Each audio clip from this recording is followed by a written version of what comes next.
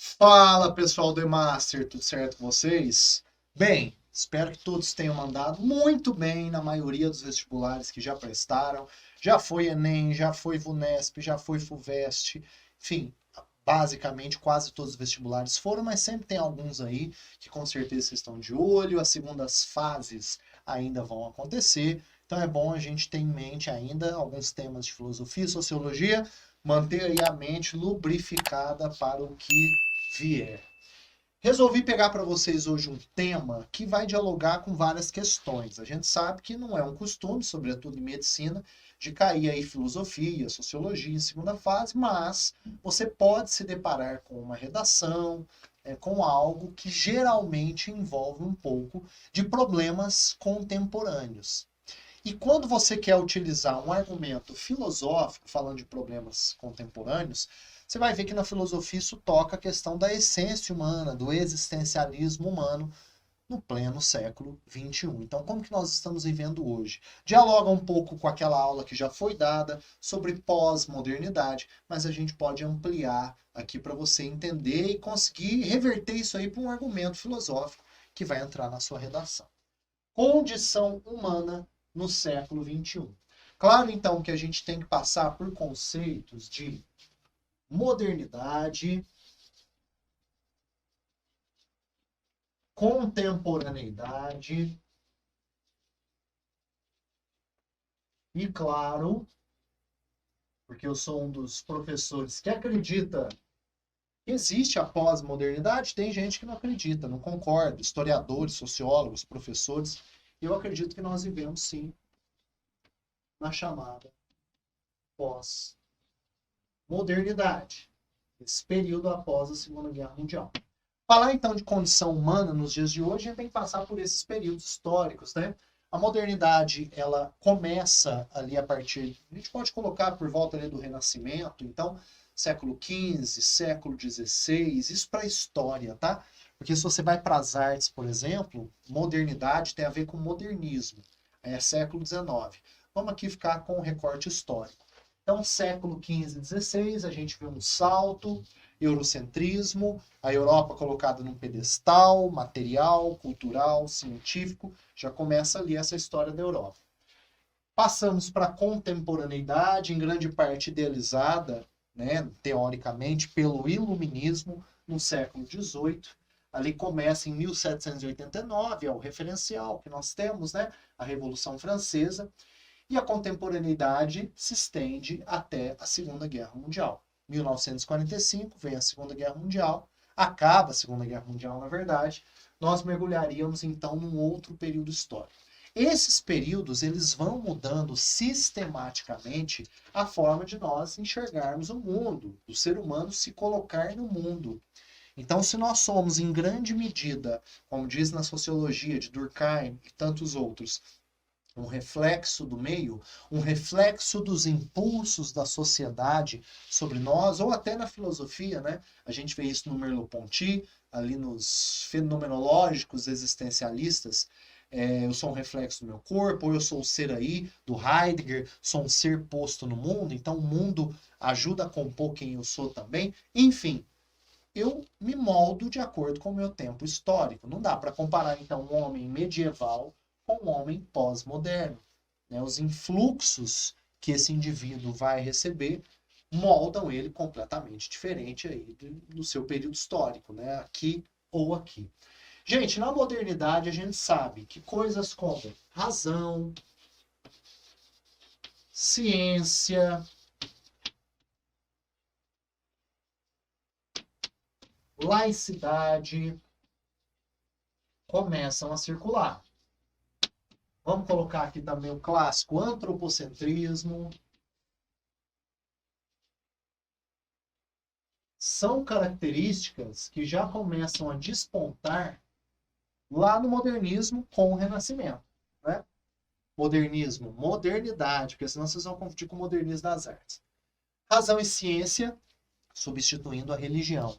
Então, não mais um discurso transcendental, mas a partir de agora eu vou utilizar dos meus próprios recursos intelectuais e humanos.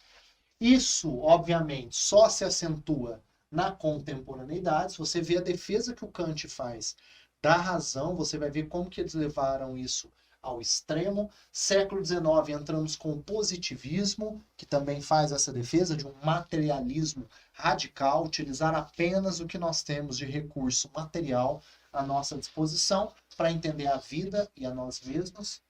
E aí nós entramos na pós-modernidade. Agora, falando de ser humano, como que a gente vai transicionando aí nessas etapas, né? Principalmente a partir da contemporaneidade, quem vai falar isso é um autor da pós-modernidade que é crítico a esse processo que eu vou citar agora, chamado Edgar Morin.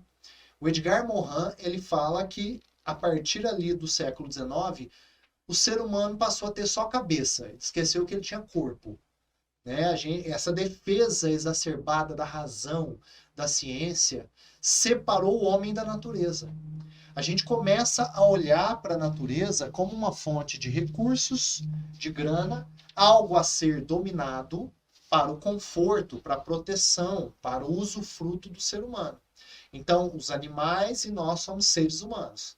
Como se a gente não tivesse corpo, como se a gente não tivesse instinto, como se nós não precisássemos de uma alimentação saudável, o mais natural possível, tomar sol, atividades físicas, uma vida social.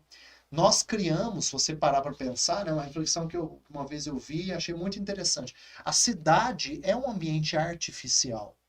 Né? Então nós cobrimos a terra com asfalto, com as casas. É difícil você ver numa cidade, numa metrópole, né, uma terra realmente. Você tem ali talvez um gramado, uma coisa ou outra, mas é um ambiente muito hostil para as espécies, né?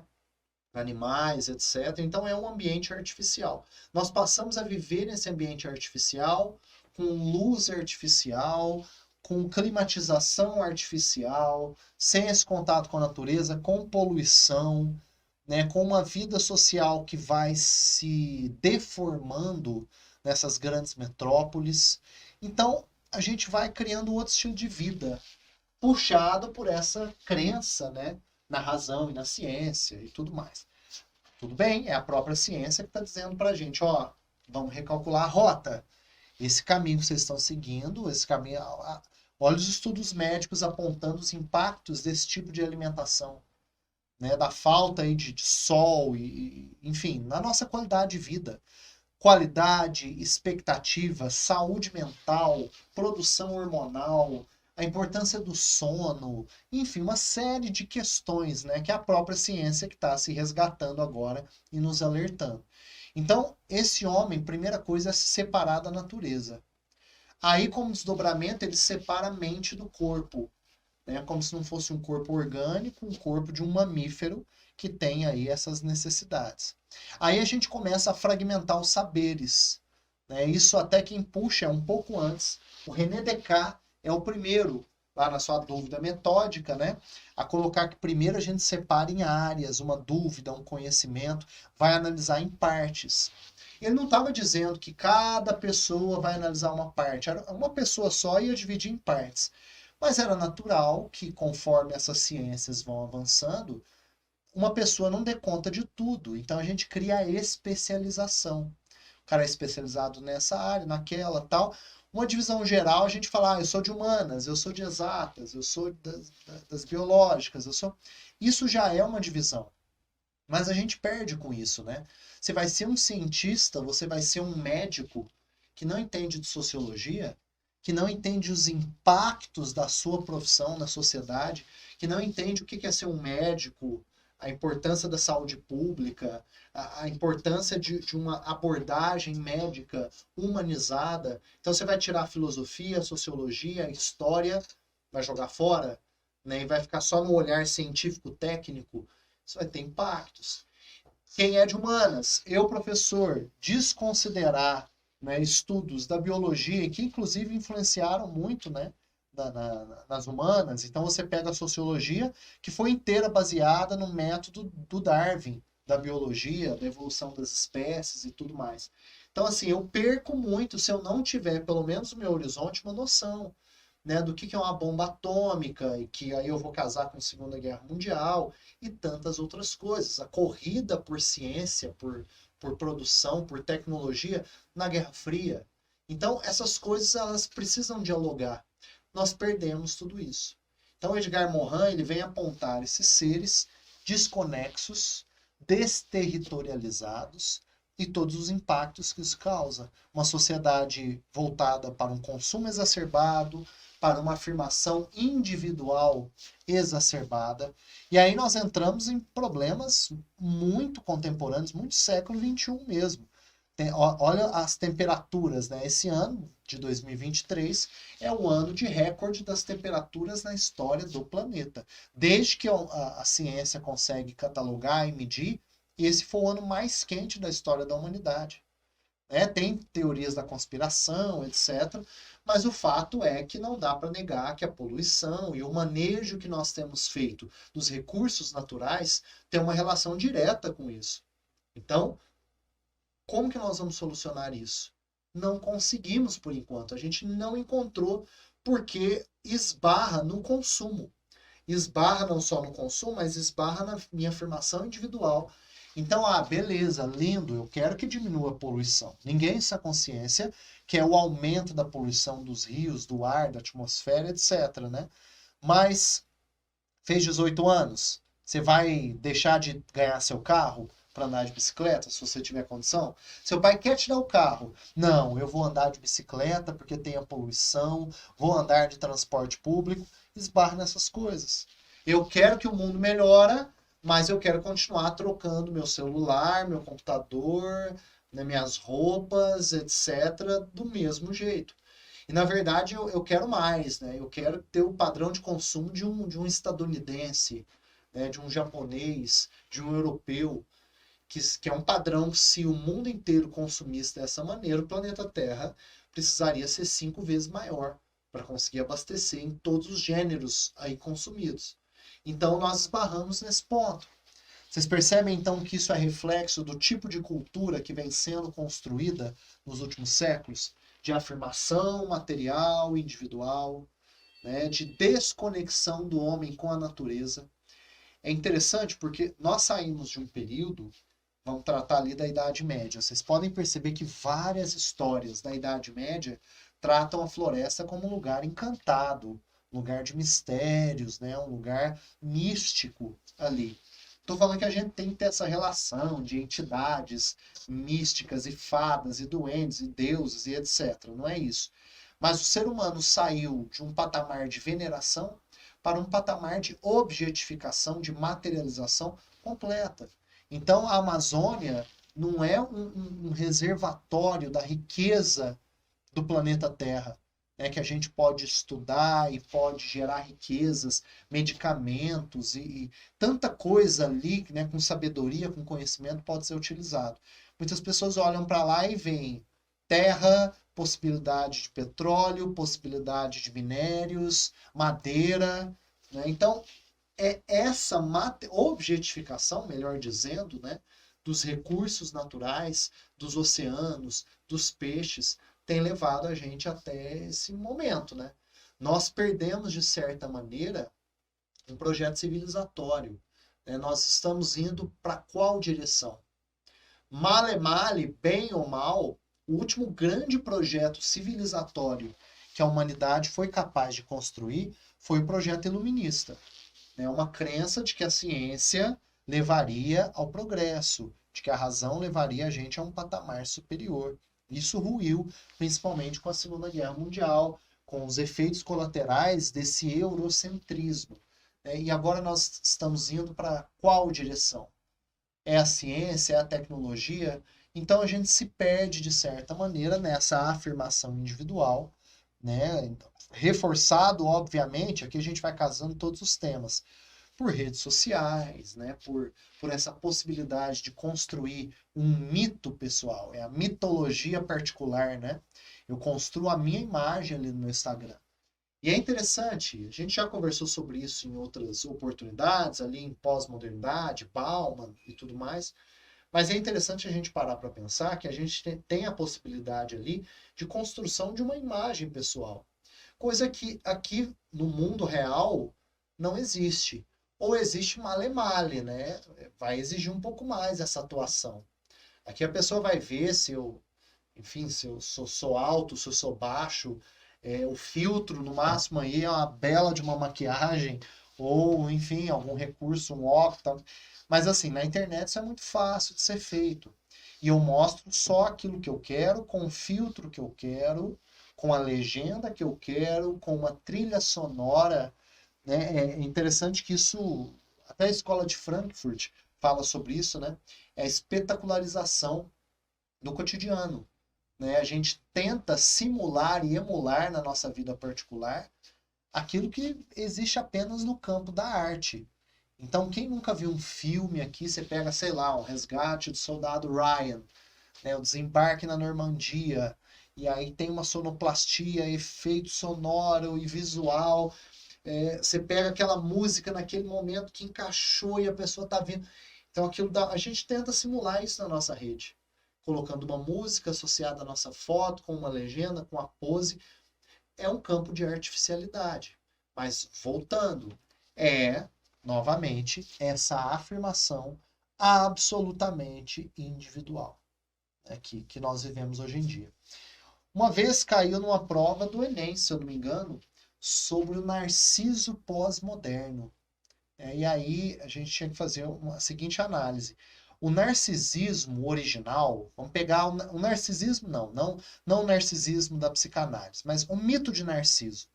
Né? Então, Narciso, que houve as ninfas, queriam todas ali dormirem com ele, eram apaixonadas por ele, porque ele era muito lindo. E aí um dia ele olha para sua imagem no rio, se apaixona pela imagem, todos os dias ia lá para olhar a sua imagem e nem ouvia as ninfas. Ele estava obcecado por ele mesmo. Ele estava cego por sua própria imagem. Até o dia que, no auge dessa paixão, ele pula em direção às águas, não sabia nadar e morre afogado. Aí, buscando a sua própria imagem, né? Sem saber que era a sua própria imagem. Beleza, esse é um Narciso originário. E ele, assim como os mitos gregos, ele carrega uma profunda lição. A pessoa que é apaixonada em si mesma, é encapsulada em si mesma, que não leva em consideração o seu entorno e os outros, não que ela vai morrer, né? É uma tragédia, mas ela vai se isolar do mundo. Ela realmente se anula perante o mundo. Ela está perante ela própria apenas, né? Agora, se a gente avança para o narciso pós-moderno, a gente obviamente vai ter que dialogar com redes sociais. Então, aquela pessoa que ela fotografa e posta absolutamente tudo, né? A roupa que ela vestiu, o café da manhã, ela levantando. Eu particularmente acho muito estranho pessoas que guardam a lágrima para o vídeo. Né? Então, a pessoa, aconteceu uma coisa difícil no dia dela, não, eu vou ter que gravar um vídeo falando disso. E aí chora gravando. Aí imagina ela parando de chorar e postando aquilo, né? É uma coisa automática, nem digo que é falso, não. Nós estamos nos condicionando, né, a experimentar essa produção da nossa imagem de uma maneira diferente, né? A gente acaba condicionando a se mostrar ali nas redes sociais. Mas esse Narciso, e é isso que interessa pra gente aqui, ele é ao inverso. Esse Narciso, ele precisa demais do outro, desesperadamente do outro. Porque tudo bem, ele está vinculando a imagem dele, mas o like não é ele que dá. Antes ele não precisava de aprovação de ninguém no mito. Agora são os likes, os compartilhamentos, os comentários. É isso que vai legitimar se eu sou bonito, interessante, se eu tenho valor e etc, etc. Então, por isso que hoje tratamos aí esse narcisismo como um narcisismo às avessas. Né? Eu sou escravo do desejo, do olhar, da opinião, da aprovação do outro. Uma vez eu vi até brinquei com uma aluna minha, que postou uma foto no Instagram mostrando o dedo do meio e a legenda F, asterisco, asterisco, asterisco, a sua opinião. Bem assim, né? Tal, calça rasgada, mostrando o dedo do meio, falando essa pá, a sua opinião, né? Eu falei, que interessante, você percebe que quando você posta isso, você está falando isso, dane-se, vamos substituir aqui, dane-se a sua opinião, né? E o dedo ali expressivo. Você percebe que, na verdade, você está postando isso para ganhar likes, Se você não tivesse se importando nem um pouco, você não postava. Por que você precisa falar para o outro? Por que é importante o outro, né? Então, na verdade, você postou ali para construir uma imagem para o outro, em relação ao outro. Claro, gente, que ninguém vive isolado, né? Ninguém veste apenas para si. Então, a roupa que eu vou dar aula e a roupa que eu fico em casa são roupas diferentes. Por quê? Porque meu humor muda? Não, porque o tipo de pessoa muda. Não é minha filha e minha esposa que estão lá, né? São alunos, é um ambiente profissional, tem um patrão, tem não sei o quê. Então, eu vou adequar. Todos nós reagimos de acordo com o outro. Isso é básico, isso vem lá do Aristóteles, né? O ser humano é um ser social, ser político. Nós somos gregários, né? Isso é normal. Agora, chega num ponto realmente de dependência até que emocional e valorativa. O valor está na capacidade de viralização dessa pessoa, né? Muito que bem. Então, modernidade, contemporaneidade, pós-modernidade exagam todos nessa condição do ser humano no século XXI. Falta um projeto civilizatório, existencial. Isso é uma continuidade da pós-modernidade. Nós estamos em meio aí a um capitalismo tardio. Tardio quer dizer um capitalismo de crise, um capitalismo de declínio. A era de ouro do capitalismo, tudo bem, o capitalismo ele se reinventa, se reestrutura, cai, levanta, e tem mostrado isso já há alguns séculos, né? Mas nesse modelo capitalista que nós estamos acostumados, nós estamos vivendo um declínio, por isso uma dificuldade de perspectiva no tempo, né, de afirmação do indivíduo, e isso se reflete, obviamente, numa visão de mundo, uma visão existencial absolutamente objetificadora. Né? Então, eu tomo decisões por custo-benefício, eu escolho os meus relacionamentos por custo-benefício, a profissão, o lazer. Né? É uma crise, como nós já conversamos em outro tema, é uma crise da subjetividade. É uma crise de entender que existe uma dimensão da nossa vida que é filosófica, que é subjetiva, que o valor não é diretamente quantificado, né? Que ela vale por outras questões, ela vale pela brecha, ela vale num outro sentido.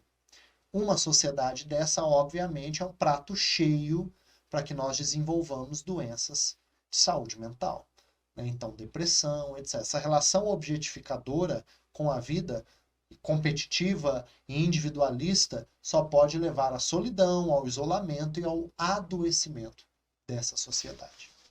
Meus queridos, isso aqui é um palpite, um chute aí, uma semente para te ajudar no seu texto, na sua redação, ou numa segunda fase, aí que porventura possa cair humanas e a nossa amada filosofia.